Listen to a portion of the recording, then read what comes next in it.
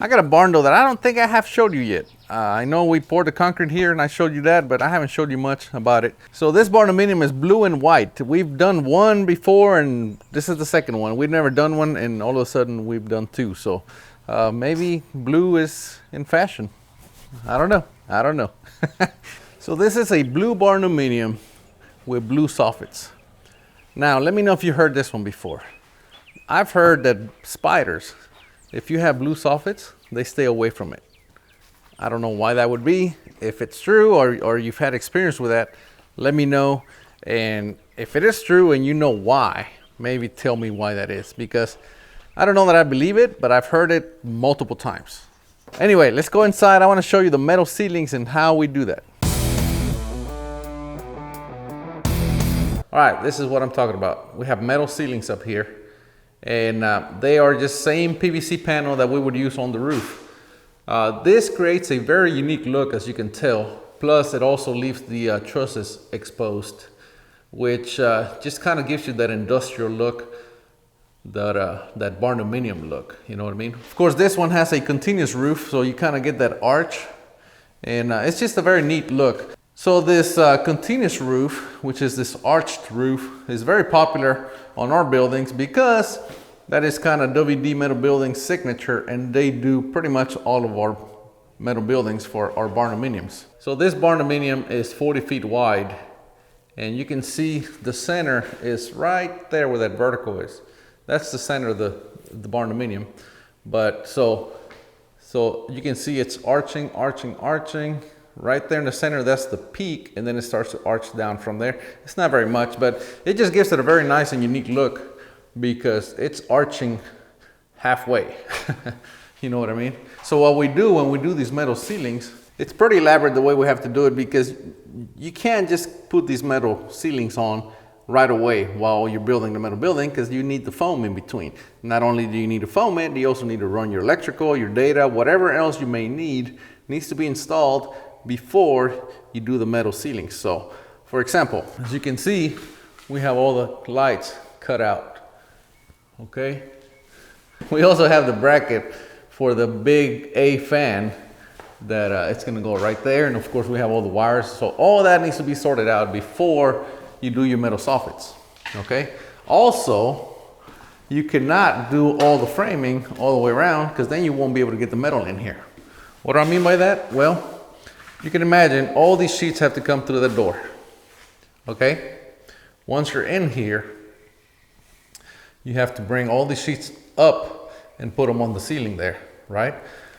However, they are arched, but that arch doesn't happen until you actually put it up there. So when you bring it in, that sheet is actually too long for the room.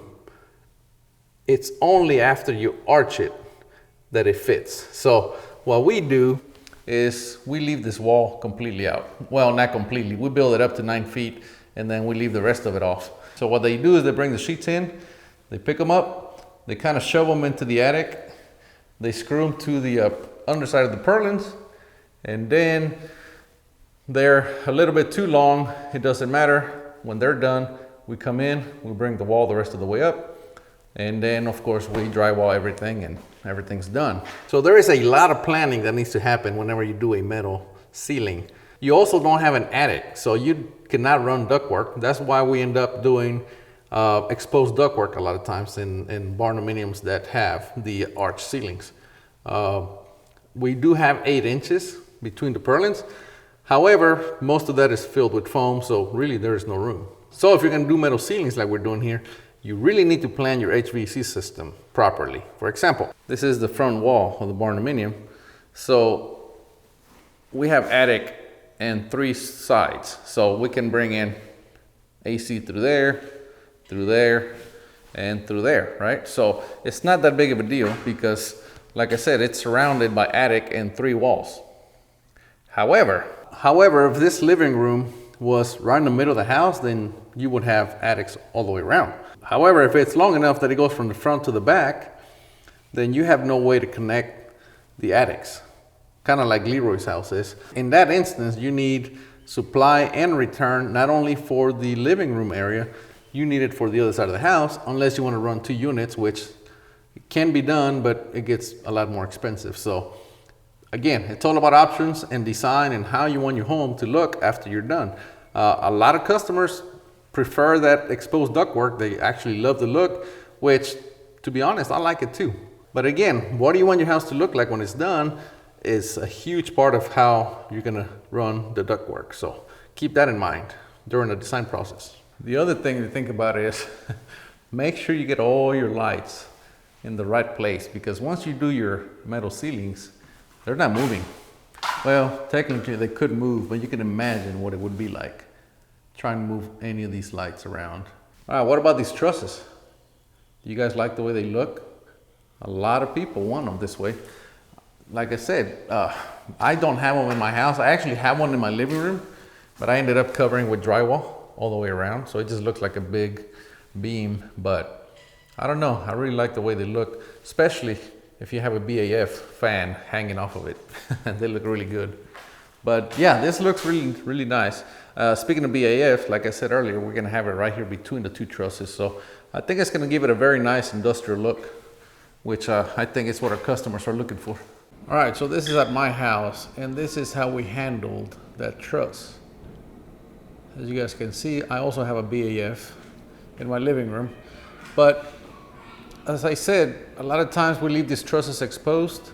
Here at my house, because of kind of like the design that we had going, an exposed truss didn't make too much sense, not to us at the time anyway. So we decided to box it in and cover it with drywall. This is an 8-foot BAF. This is the ISIS. So we are super happy with this fan. We've had it for going on 6 years now, and it's been a solid performer. Let me show you. Turn it all the way up so you guys can see. There he goes. There he goes. As you guys can see, it speeds up pretty quick.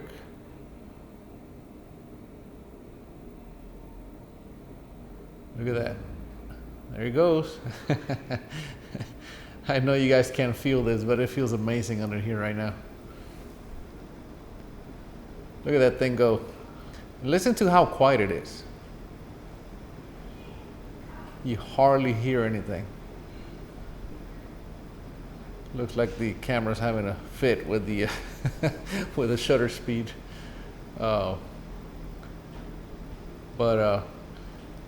Anyway, that's what that looks like up there. And of course, to turn it off, just push the button. That's it.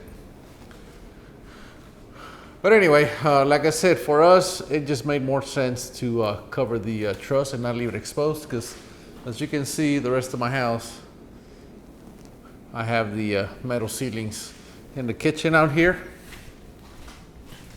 And they're also arched slightly. And then of course we have kind of the whole arch theme going on. We have a little arch right there on the pantry, and then all the cabinet doors have arches. And of course, when you look towards the living room, we have the metal ceilings up there and the BAF. We also have that nice accent lighting right there. Just kind of, we have these lights down here. See, you have to keep your lights below the BAF, or you're gonna get kind of the strobe light effect. So that's the main lights. You see, we still have the accent lighting on. And of course that kind of works pretty well for us. Anyway, that's what that looks like. It's all about options. So because we have this arch on the ceiling, we also have an arch right here which goes to the hallway that kind of leads to the rest of the house. And the drywall guys are working here, so kind of a mess. I have yet to be able to figure out a way to do drywall without making a mess. But anyway, you see there's a big hallway there and hallway over here. So we have some block windows over here, really nice. This is a bathroom. You can see they're gonna have a tub right there, so lots of light. So what do you guys think about this blue Barndominium? Like I said, we've never built the blue one before, but lately we've done 2, so maybe that's where things are going. Anyway, give us a like if you guys enjoyed it, and we'll see you next time. We are Texas Barndominiums.